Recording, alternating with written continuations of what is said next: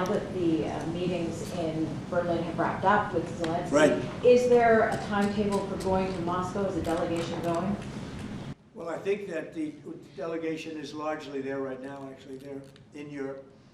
And they met with those people that I called out before, the various countries, plus some others. They want to see it end, Katie. They want to see it end. They all. I want to see it end. They want to see it end. I actually think that President Putin wants to see it end.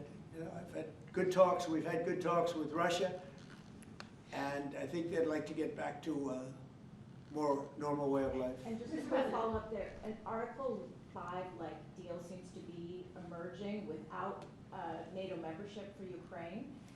If such a security guarantee is offered, what incentive is there for Ukraine to give up any sort of territory?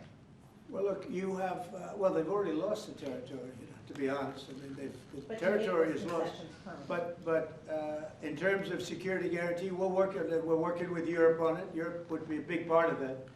And we're working on the security guarantees so the war doesn't start up again. We don't want to have a war start up again. You know, as I said, with Thailand and Cambodia, two people I get along with great, and I dealt with them and I called them and I said, look, fellas, you got to relax, you got to take it easy. They lost. You know, they started the war again and I got it ended. And things like that are going to happen. War. There's nothing pretty about war, nothing good, and there's nothing you can do to predict what's going to happen. But I think we've made a lot of progress with respect to Russia and Ukraine, I hope. You know, last month it was close to 27,000 soldiers were killed, mostly soldiers, but 27,000 people, but mostly soldiers were killed last month in Russia versus Ukraine. Is there a time limit on security guarantees? Well, there's no time limit. The time limit is whenever we get it done. We're going to try to get it done.